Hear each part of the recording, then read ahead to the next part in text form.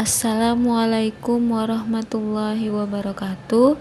Perkenalkan, nama saya Rahma Sarita, NIM 2304010170, jurusan akuntansi, tugas sistem akuntansi dan teknologi informasi. Di sini saya akan menjelaskan tentang sistem akuntansi piutang dan utang. Sebelum itu, kita harus tahu dulu pengertian dari sistem akuntansi.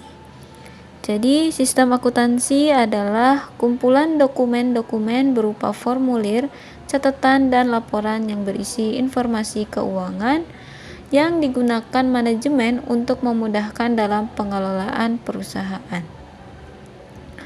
Ini tujuannya sebagai penyedia informasi yang akurat, relevan, dan terstruktur dalam perusahaan guna mendukung pengambilan keputusan yang efektif. Baiklah, masuki materi pertama, yaitu sistem akuntansi piutang. Sistem akuntansi piutang adalah sistem yang dalam pencatatan transaksinya itu melibatkan terjadinya suatu piutang hingga berkurangnya piutang tersebut. Dalam kegiatannya, sistem akuntansi ini mencakup 3 hal, yakni yang pertama, prosedur pencatatan piutang. Itu tujuannya untuk mencatat mutasi piutang perusahaan kepada setiap debitur yang disebabkan oleh transaksi penjualan kredit, penerimaan kas dari debitur, retur penjualan, dan penghapusan piutang. Adapun informasi yang diperlukan manajemen yaitu saldo piutang saat tertentu kepada setiap debitur, riwayat pelunasan, dan umur piutang. Dokumen yang dibutuhkan yaitu faktur penjualan, bukti kas masuk, memo kredit, dan bukti memorial. Catatan akuntansinya berupa jurnal penjualan, jurnal retur penjualan, jurnal umum, jurnal penerimaan kas, dan kartu piutang. Struktur organisasi dilakukan oleh fungsi akuntansi yang berada di tangan bagian piutang di bawah Departemen Akuntansi Keuangan. Tugas fungsi akuntansi yaitu menyelenggarakan catatan piutang untuk setiap debitur, menghasilkan pernyataan piutang secara periodik, dan menyelenggarakan catatan riwayat kredit setiap debitur. Ada 4 metode yang dapat dilakukan, yaitu yang pertama, konvensional. Untuk bagan alirnya seperti ini. Ini posting dilakukan atas dasar data yang dicatat dalam jurnal. Metode kedua, posting langsung. Ini dibagi menjadi 2 golongan, yaitu posting harian, posting langsung ke dalam kartu piutang dengan tulisan tangan. Jurnal hanya menunjukkan jumlah total harian saja. Posting periodik, posting ditunda, dan penagihan bersiklus. Metode ketiga yaitu tanpa buku pembantu. Jadi, tidak digunakan buku pembantu piutang, melainkan menggunakan arsip faktur penjualan sebagai catatan piutang beserta dokumen pendukung lainnya pada saat pembayaran Pada saat pembayaran ada 2 macam, yaitu ada 2 cara, yaitu jika pelanggan membayar penuh jumlah yang tercantum dalam faktur penjualan, faktur yang bersangkutan diambil dari arsip faktur yang belum dibayar dan dicap lunas, kemudian dipindahkan ke dalam arsip faktur yang telah dibayar. Cara yang kedua, jika pelanggan hanya membayar sebagian jumlah dalam faktur, jumlah kas yang diterima dan sisa yang belum dibayar oleh pelanggan itu akan dicatat pada faktur tersebut. Kemudian dibuat faktur tiruan yang berisi informasi yang sama dengan faktur aslinya. Dan faktur tiruan tersebut kemudian disimpan dalam arsip faktur yang telah dibayar. Dan faktur asli disimpan ke dalam arsip faktur yang belum dibayar. Nah, begini bentuknya. Maaf guys. Kemudian yang terakhir metode komputer, yaitu menggunakan bid system yang nanti dokumen sumber yang mengubah piutang ini akan dikumpulkan sekaligus diposting setiap hari untuk memutakhirkan catatan piutang. Nah, ada dua macam arsip, yaitu arsip transaksi dan arsip induk. Selanjutnya, kegiatan kedua yaitu prosedur pernyataan piutang. Prosedur pernyataan piutang yaitu formulir yang menyajikan jumlah kewajiban debitur pada tanggal tertentu dan dalam pernyataan piutang bentuk tertentu disertai dengan rinciannya. Tujuannya itu untuk mengkomunikasikan informasi piutang kepada debitur. Ada 4 bentuk pernyataannya, yaitu yang pertama saldo akhir bulan. Dan ini bagannya. Kemudian yang kedua, satuan. Berisi saldo utang dagang debitur pada awal bulan, mutasi debit kredit selama sebulan, dan penjelasan rinci transaksi dan saldo utang dagang debitur pada akhir bulan yang dimasuk sekaligus sebagai catatan piutang. Yang ketiga, saldo berjalan dengan akun konvensional. Bentuk ini tidak berbeda dengan pernyataan satuan. Letak pembeda itu hanya pada cara posting dan isi catatan piutangnya saja. Bentuk ini lebih memungkinkan memberi informasi lebih lengkap dibanding bentuk pernyataan satuan. Dan yang keempat itu faktur yang belum dilunasi. Ini dimungkinkan jika para pelanggan diharuskan membayar jumlah yang dicantumkan dalam faktur. Dan ini bagannya. Baik, kegiatan ketiga yaitu distribusi atau rincian penjualan. Distribusi atau rincian penjualan adalah prosedur peringkasan rincian yang tercantum dalam faktur penjualan dan pengumpulan total ringkasan penjualan untuk pembuatan laporan.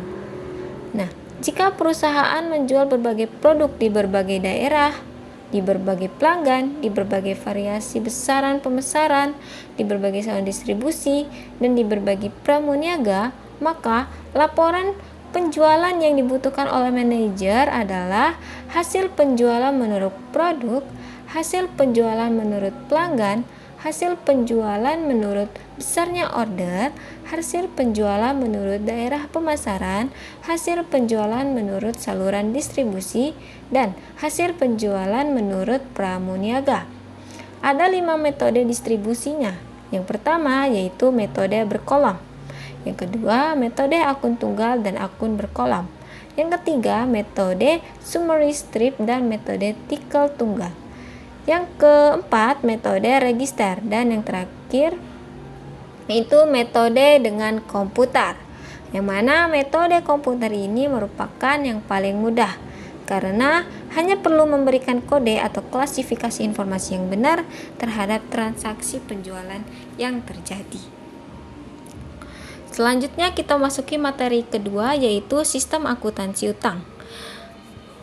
Ada 3 kegiatan dalamnya. Yang pertama yaitu kegiatan sistem retur pembelian yang tujuannya untuk pengembalian barang yang sudah dibeli kepada pemasok dikarenakan ketidaksesuaian dengan spesifikasi barang yang dipesan dalam surat order pembelian atau karena barang mengalami kerusakan atau juga barang diterima melewati tanggal yang dijanjikan. Fungsi yang terkait yaitu fungsi gudang, fungsi pembelian, fungsi pengiriman, dan fungsi akuntansi. Dan dokumen yang digunakan yaitu ada memo debit dan laporan pengiriman. Bentuknya seperti ini memo debit. Ini laporan pengiriman barang. Baik. Lalu ada catatan akuntansi. Catatan akuntansinya yaitu jurnal retur pembelian, jurnal umum, kartu persediaan, kartu dan kartu utang. Jaringan prosedurnya yaitu prosedur perintah retur pembelian, pengiriman barang ke pemasok, dan pencatatan utang. Dan ini bagannya ya. Bagannya seperti ini.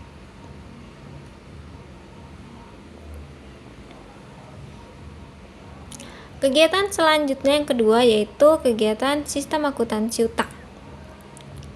Ini meliputi pencatatan utang dan prosedur distribusi pembelian.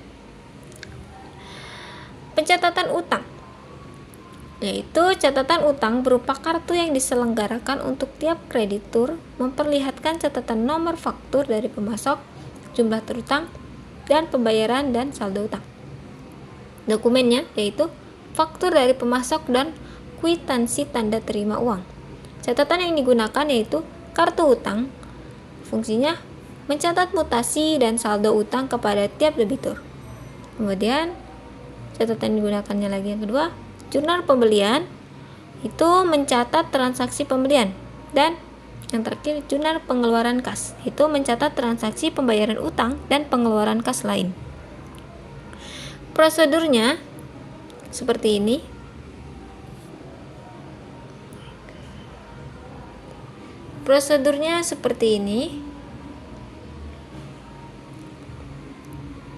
Nah, jadi faktur yang telah disetujui untuk dibayar ya.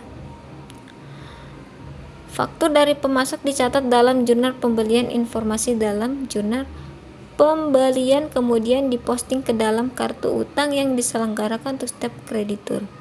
Jumlah dan faktur dibayar. Cek dicatat dalam jurnal pengeluaran kas. Informasi dalam jurnal pengeluaran kas yang terkait dengan pembayaran utang diposting ke dalam kartu utang.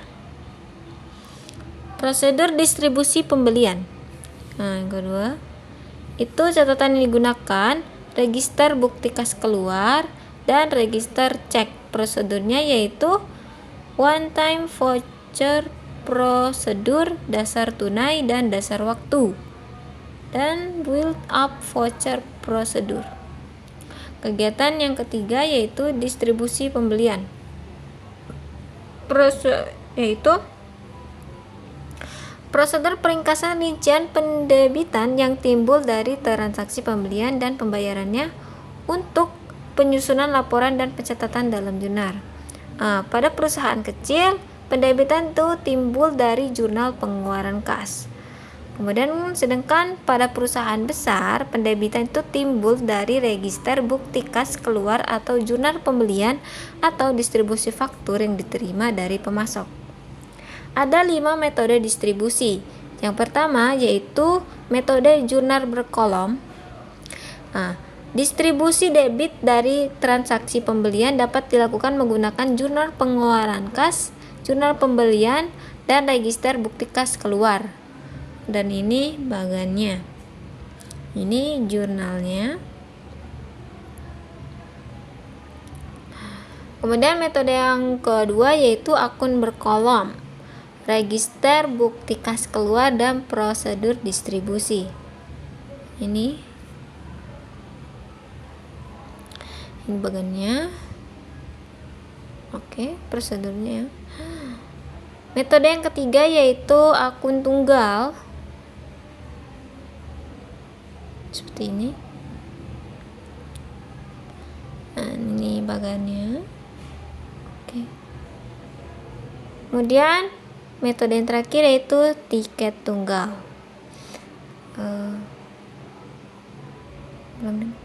Maaf, maksud saya yang keempat. Yang keempat itu tiket tunggal. Seperti ini bagannya. Dan yang terakhir yaitu distribusi dengan komputer. Baiklah, sekian pembahasan dari saya. Saya mohon maaf atas segala kekurangan dan apa adanya. Saya akhiri.